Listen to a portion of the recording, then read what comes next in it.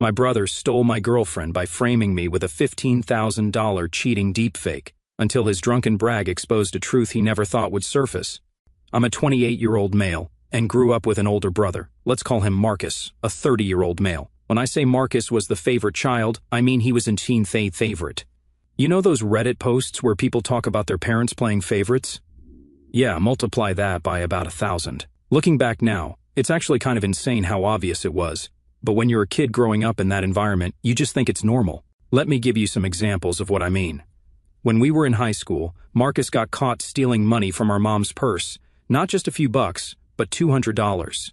You know what happened? Mom said he must have needed it for something important and just let it go. Meanwhile, I got grounded for a month because I forgot to take out the trash. I'm not even joking. Another time, Marcus crashed Dad's car when he was 17. He was texting while driving. Yeah, really smart. Instead of getting punished, my parents bought him his own car because he learned his lesson and needed reliable transportation for college. When I asked for help buying a car 2 years later, they told me I needed to learn responsibility and save up for it myself. It wasn't just the big stuff either. It was all the little things too, every single day. Like during dinner, my parents would ask Marcus about his day, his friends, his plans. They'd sit there nodding and smiling at everything he said. But when it was my turn, "That's nice" was all I'd get. After a while, I just stopped trying to tell them anything. Marcus knew exactly what he was doing too. He wasn't just some clueless golden child. Nah, this dude was calculated. He had this way of twisting everything to make himself look good and me look bad. Like this one time in middle school, he broke Mom's favorite vase-playing ball in the house, which we weren't supposed to do. Guess who got blamed? Yep, me, because Marcus told them I dared him to do it and he was just trying to make me happy. I was literally doing homework in my room when it happened. The worst part was that smirk he'd get whenever he pulled something like this off. You know, that look someone gets when they know they've gotten away with something? That was his permanent expression around me. But only when our parents weren't looking, of course. To them, he was this perfect, caring older brother who was just looking out for his little bro. It got to the point where I just accepted that nothing I did would ever be good enough. I could have cured cancer, and they would have asked why I didn't cure all diseases, like Marcus would have. Okay, that's an exaggeration, but you get what I mean. The thing is, Marcus wasn't even that special. He got decent grades, was okay at sports, had some friends, just a normal guy. But my parents treated him like he was God's gift to the world. Meanwhile, I was doing just as well in school, had my own friends, played sports too, but somehow that was never worth mentioning.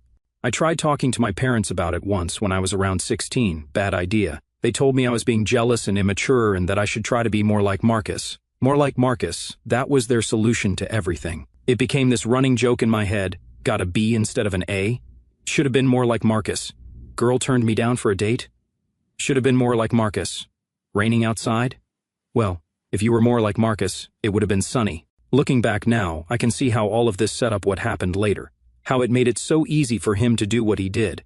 When you spend your whole life being the golden child who can do no wrong, I guess you start thinking you can get away with anything. And when you spend your whole life watching your brother manipulate everyone around him, you should probably see it coming when he finally turns that manipulation towards something you really care about. But I didn't see it coming. Even after everything I just wrote, even knowing what kind of person he was, I still didn't think he'd go as far as he did. Maybe that makes me naive, but I really thought some things were off limits, even for him. Guess I was wrong about that too. So, after dealing with all that family stuff I talked about, I focused on building my own life. I landed a solid position at a marketing firm, handling digital operations and troubleshooting. Nothing fancy, but it paid the bills, and I was good at it. That's where I met Rachel. It was during this company picnic thing in 2018. You know, those forced fun work events where everyone pretends to enjoy hanging out with their coworkers? Yeah, one of those. I was hiding near the food table. Best place to avoid small talk, trust me. When this girl walked up and said, "I see we had the same idea about the strategic snack table position." That was Rachel. She worked in marketing 2 floors up from my department. We got talking about how these events were basically corporate torture and somehow ended up spending the whole afternoon just chatting. She had this way of making fun of things without being mean about it, if that makes sense. Like she'd point out how ridiculous something was, but in a way that made you laugh instead of feeling bitter. We started having lunch together at work. Nothing romantic at first, just 2 people trying to survive the corporate grind. Then one day, she mentioned wanting to see this new Marvel movie, but none of her friends were into superhero stuff. I offered to go with her. Smooth, right? We went to this small theater near work, and halfway through the movie, she grabbed my hand during this intense scene. She didn't let go, even after the scene was over. Things just clicked after that. Rachel was different from anyone I had dated before. She actually listened when I talked about stuff, like, really listened, not just waiting for her turn to speak. We could talk about serious things, stupid things, or just sit in comfortable silence. The first year was amazing. We'd do these random weekend trips, just pick a direction and drive. After about 2 years, we moved in together, got this small apartment that barely fit our combined stuff, but it was ours. That's when I started thinking about proposing. I even started saving up for a ring. And that's when Marcus came back into the picture. I hadn't seen him much since moving out of our parents' house, just the occasional family dinner where I'd show up, stay an hour, then leave. But when he heard I was dating someone serious, thanks Mom, he suddenly wanted to reconnect. At first, I wanted to believe it. Maybe he was growing up, maybe he actually wanted to fix things between us. But then he started showing up at our apartment unannounced, always acting like it was casual. But I could tell he was watching, studying Rachel, testing the waters. He'd bring up my past relationships in front of her. Little digs disguised as jokes. Man, you sure you want to settle down? You never had the best track record with commitment. Hope this one works out better than the others. And then there was the way he talked to her. The compliments that lingered just a little too long. The playful teasing that never crossed a clear line but somehow felt like it did. He'd lean in when he laughed at her jokes, always finding an excuse to touch her arm. He'd remember things she mentioned offhand, bringing them up later like he was the one who truly listened. And Rachel? She actually liked him. Said he was charming, funny, thought it was sweet how he was trying to be a better brother. That's the thing about Marcus. He could make anyone believe anything. And me? I told myself I was overthinking it, that I was just being paranoid, that he was trying to be better. Although I brought it up to Rachel many times, I tried to ignore that gut feeling, the one telling me that Marcus never wanted to reconnect. Turned out, he wanted to take. I remember the last normal day we had. We were just lounging around the apartment. Rachel was grading some marketing reports and I was fixing her laptop that had been acting up. Everything was just peaceful. I keep thinking about that day, about how I had no idea what was coming, about how I should have held on to her tighter or said something more meaningful. But you never know when your last normal day is going to be, right? It all started with a work conference in Seattle. Rachel couldn't come because she had this big marketing campaign launching that week. So, yeah, I went alone. I actually took lots of pictures while I was there, posted updates on our group chat with Rachel and some friends, even FaceTimed with Rachel every night, showing her the view from my hotel room. The conference ended on Thursday. I flew back Friday morning, grabbed some coffee at the airport, and headed straight to work because I had a bunch of stuff to catch up on. Everything seemed normal. Rachel texted me about meeting up for dinner later. I remember replying, "Can't wait to see you," like an idiot who had no idea his life was about to implode. Around 3 o'clock in the afternoon, Rachel showed up at my office. I thought she was just surprising me, but when I looked up from my computer, her face was wrong. She was holding her phone so tight her knuckles were white. She didn't say anything at first, just stood there shaking. "Can you explain this?" she finally said and showed me her phone. It was a video of me, except it wasn't me. But it looked exactly like me, down to the shirt I'd worn to the conference. In the video, I was kissing some girl in what looked like a hotel lobby. The video quality was disturbingly good. If I hadn't known for a fact that I spent every evening in my hotel room watching Netflix and FaceTiming Rachel, I might have questioned myself. The lighting was perfect, the movements looked natural, even the background matched the hotel I stayed at. It was like watching a version of me I didn't recognize, doing something I knew I hadn't done. I immediately started explaining, "Rachel, this isn't real. I wasn't there. I never even left my room after work." I pulled up my phone, scrolling frantically. "Look, my location history, my Google timeline, it shows exactly where I was." I held it out to her, my heart pounding. "You know me, you know I wouldn't do this." But Rachel barely glanced at my screen, her expression cold. "Don't lie to me," she snapped. "I can see you in the video. It's you, wearing the exact same clothes you had at that conference, same hotel, same everything. What am I supposed to believe? Someone just magically made this up?" I opened my mouth, but the words stuck. The video looked too real. The details, the way I moved, the way I turned my head, it was perfect. Someone had put serious effort into this. Even the grainy timestamp in the corner made it look like legitimate security footage. "I swear, Rachel," I said, desperation creeping into my voice. "This isn't me." She shook her head, taking a step back. "I can't do this," she muttered, her voice cracking. "I can't be with someone who lies straight to my face." And just like that, I felt everything slipping through my fingers. While I was trying to explain, my office phone started ringing. It was Marcus, all worried, saying Rachel had called him crying about some video, asking if I was okay, if there was anything he could do to help, playing the concerned brother perfectly. That's when I started piecing it together, the way Marcus had been hanging around so much, how he always seemed to know our schedules. He must have been planning this for weeks, maybe months. I knew he had a thing for my girlfriend from the beginning, but I still wasn't really sure if it was him. Rachel wasn't hearing any of it, though. She kept rewatching the video, pointing out details. "That's exactly how you walk," she said. "That's the suit you packed for the conference dinner." She was right. The details were perfect. Too perfect.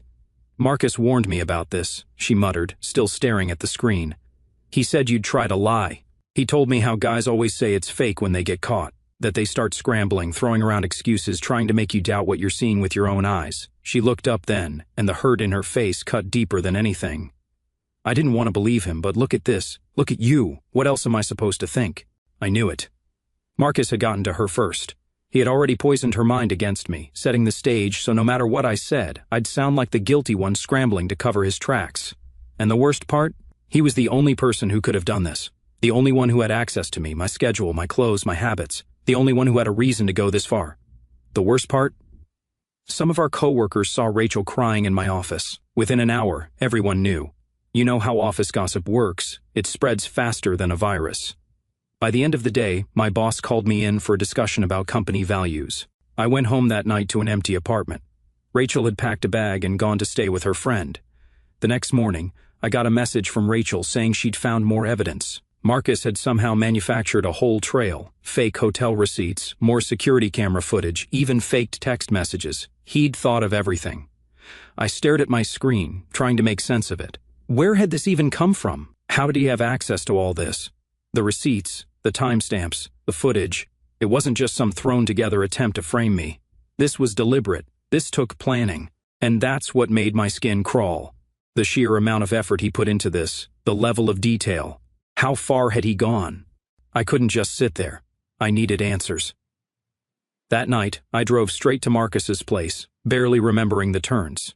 By the time I banged on his door, he opened it with that same smug expression I'd seen 100 times growing up, leaning lazily against the frame like this was nothing more than an inconvenience. "Wow, you look terrible," he said, smirking. "Rough couple of days?" I shoved past him into his apartment, barely holding myself together. "I know it was you," I said, my voice low, dangerous. He just laughed. "You think I have time to ruin your life? Please, you're not that important." I wanted to hit him, really wanted to. My fists curled at my sides, my whole body thrumming with adrenaline. But that's what he wanted. He was waiting for me to snap, to give him an excuse to play the victim. Then explain the receipts, the footage, the texts. Explain how Rachel just happened to get a perfect trail of proof after talking to you. He just shrugged. Maybe she finally opened her eyes and saw you for what you are. Or maybe, he leaned in slightly, lowering his voice like he was letting me in on a joke. You're just desperate to blame someone else because you can't admit what you did. My hands twitched, ready to swing. I took a step forward, and for the first time I saw something flicker across his face. Anticipation. He wanted this to escalate. I forced myself to take a step back. If I hit him, he'd use it, twist it, turn it into something even worse. I exhaled sharply, my fists shaking as I backed toward the door. You're a liar, Marcus, and you're going to regret this. And you're pathetic. His voice was dripping with amusement, but hey, good luck proving it. I slammed the door so hard behind me that the walls rattled, but it didn't make me feel any better. That weekend was a blur. Rachel wouldn't answer my calls. My boss had put me on administrative leave pending investigation. Marcus was texting me about how disappointed he was, offering to help me get therapy for my issues. By Monday morning, my life was pretty much over. I walked into work, and security was waiting for me at the entrance. They had a box with my stuff from my desk. My keycard didn't work anymore. Just like that, 5 years at the company, gone. My boss sent this super corporate email about maintaining our company's reputation and upholding moral standards. HR followed up with some paperwork about how they were terminating my employment, effective immediately. Nobody even asked for my side of the story. I tried calling Rachel again. Her friend picked up instead, told me to stop harassing her, and that they'd get a restraining order if I didn't back off. That hit hard. Rachel and I had promised to always talk things through no matter what. Now she wouldn't even hear me out. Then my phone started blowing up. Apparently, Rachel's friend had posted something on Facebook about supporting her friend through a terrible betrayal, tagged a bunch of our mutual friends. People I'd known for years started unfriending me. I got messages calling me every name in the book. My best friend from college, a guy I'd known for 12 years, texted me, "Dude, saw the video. Never thought you'd do something like that." I only sent him the word fake. He left me on read. Never heard from him again. But things escalated when my parents got involved. Marcus had shown them the video.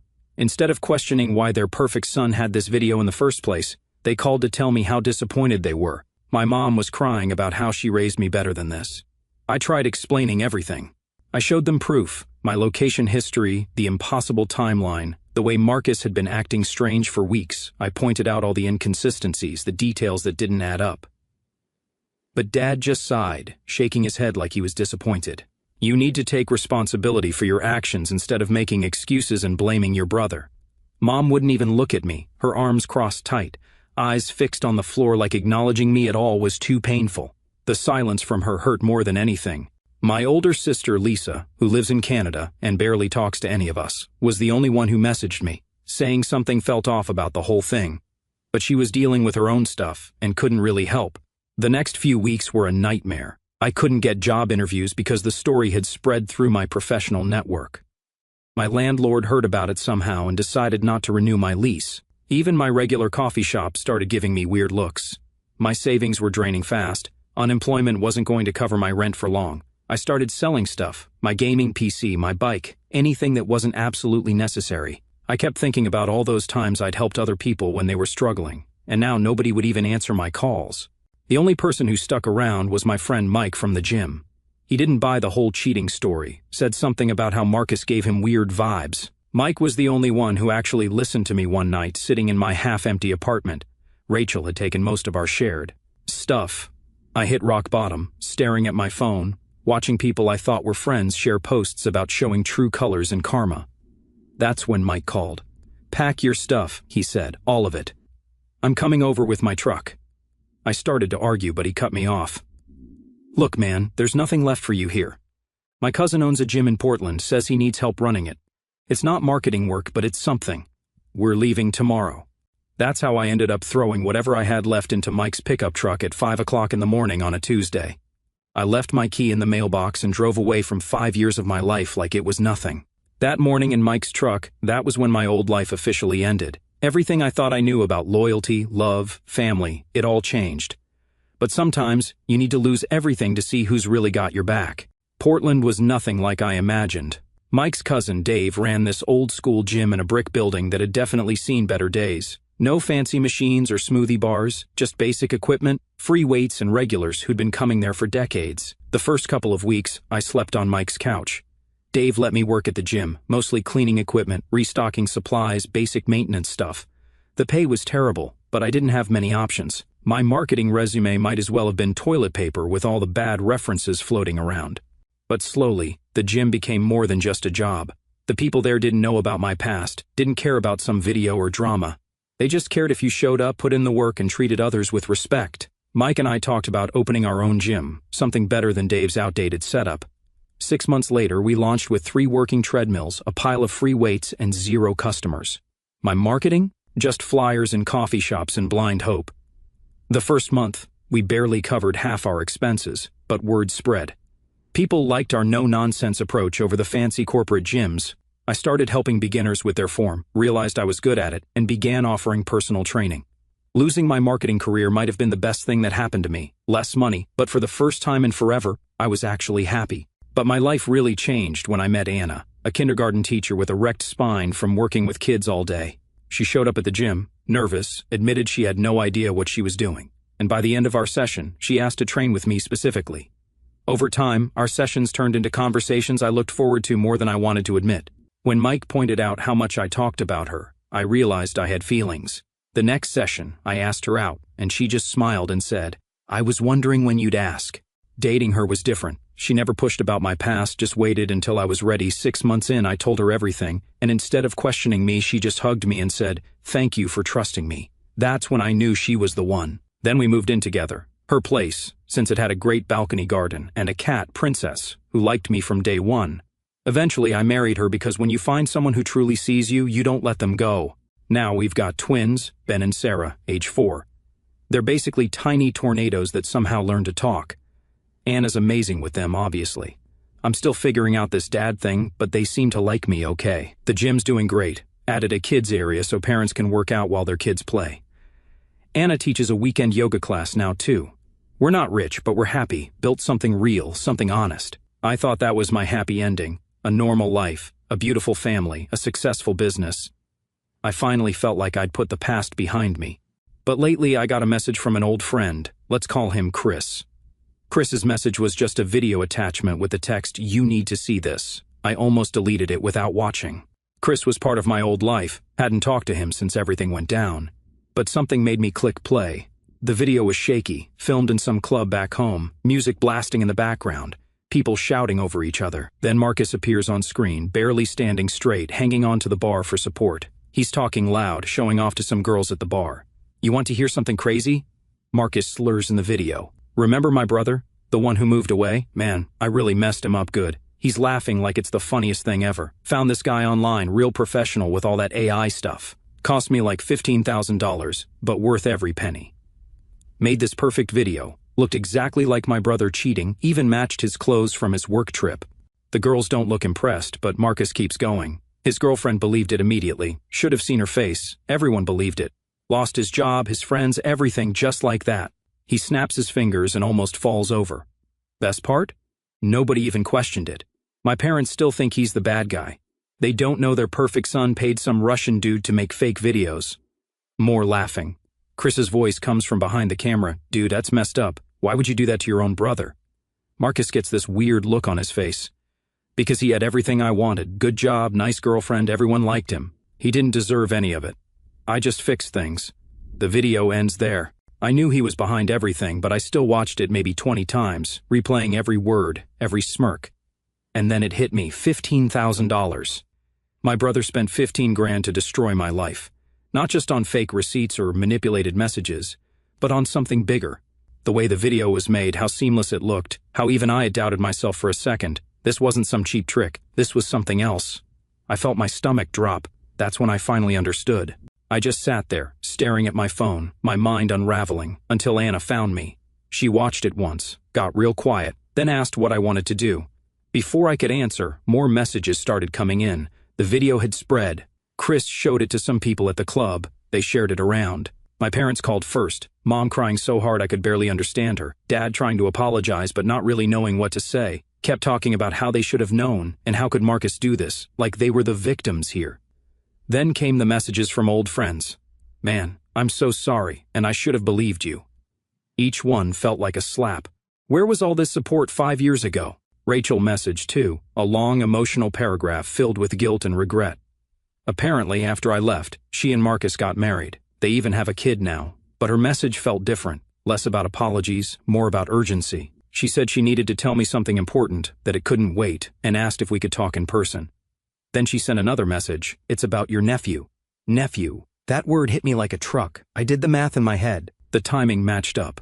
Rachel got pregnant right after everything went down, right after she got together with Marcus. She kept messaging, told me Marcus took off when she told him about the baby, hasn't paid child support, won't even acknowledge the kid. She's struggling, working 2 jobs to make ends meet. She also admitted how much she suffered in their relationship, dealing with his manipulation and carrying the weight of it all alone. Watching her believe Marcus over me without a second thought, part of me wanted to feel satisfied, like she was finally getting a taste of what his manipulation felt like. But seeing her struggling alone with a kid, dealing with the same lies and games I went through, it just felt hollow. Yeah, she should have believed me back then, should have known better, but Marcus fooled everyone, not just her. And now there's an innocent kid caught in the middle of all this mess. I showed Anna the messages. She just held my hand and said, "Whatever you decide, I'm with you." That's the kind of person she is. Doesn't tell me what to do, just supports whatever choice I make. Mike came over when I told him what happened, brought pizza, sat on our back porch while I tried to process everything. He asked me what my gut was telling me to do. "The kid's innocent," I said. "He didn't choose any of this." Mike nodded. "So what are you thinking?" I spent all night talking it through with Anna. She pointed out something I hadn't considered. This could be a chance to break the cycle. To show my kids what it means to be a good person, even when people hurt you. The next morning I called my lawyer, set up a trust fund for the kid, enough to cover education and give him a good start in life. I made it clear the money's for him, not Rachel or Marcus. Monthly deposits, but no contact. I don't want to confuse him about who's who in his life. Rachel messaged again, asking to meet, to explain everything. Anna said I should do whatever gives me peace, but honestly, I don't need explanations anymore.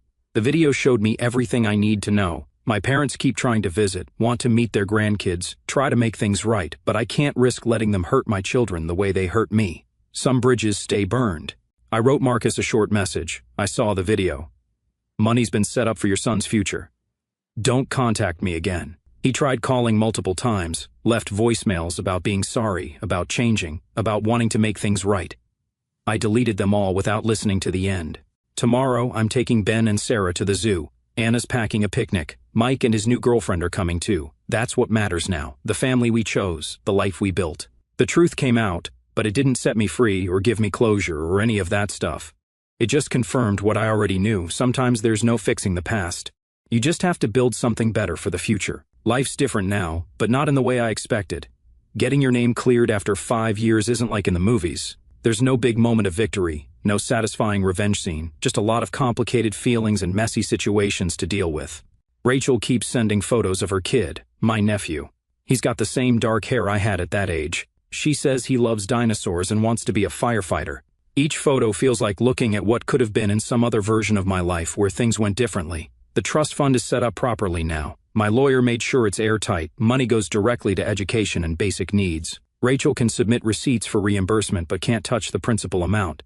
The kid gets control when he turns 21. It's not a fortune, but it's enough to give him options in life. Found out Marcus lost his job when the video went viral. Apparently, his company didn't like having someone who spent thousands on deepfake videos to frame their own brother. He tried showing up at my parents' house, but they wouldn't let him in. Karma's weird like that. My sister came to visit last month, the first time seeing her in years. She watched the twins playing in our backyard and just started crying. Said you should have done more, should have known something was wrong. I told her she's the only one who even questioned things back then. My parents still don't get it. They send emails about healing as a family and moving forward together. Last week, Mom mailed this whole photo album of my childhood pictures. Like somehow seeing photos of when we were happy would make everything okay. But I don't care about any of that anymore. The gym's expanding now. Got a second location opening across town. Mike's running that one while I handle the original. Last week, this new client came in, a guy who looked really familiar. Turned out he was from my old company. He didn't recognize me at first, then got super awkward when he realized who I was. Started apologizing about believing the video, about how everyone at the office feels terrible now. I told him not to worry about it, set him up with a training program for his back pain. Sometimes the best revenge is just being good at what you do. Anna thinks I should write a book about everything that happened, says it might help other people who've been falsely accused or lost everything. Maybe someday. Right now I'm just focused on the life we've built. Rachel sent another message yesterday, says my nephew's asking questions about his dad, about his family. Wants to know if I'd consider meeting him someday. I haven't responded yet, not sure I ever will. Oh, and Anna's pregnant again. Found out last week. A girl this time, according to the ultrasound. We're not telling many people yet, but it feels right sharing it here with all you strangers who listen to my story. Sometimes I wonder what I'd tell my younger self if I could go back to that day when everything fell apart. Probably that losing everything would lead to building something better, that the family you choose is stronger than the family you're born into, that sometimes the worst things people do to you end up pushing you toward your best life. The twins are calling. Time for our Saturday morning pancake tradition. Yes, the gym's doing great. No, I'm not planning to reconcile with Marcus. Yes, Ben and Sarah really do teach their toys proper lifting form. It's adorable. And to those messaging me about selling my story to Netflix, I'm not interested. This isn't that kind of story.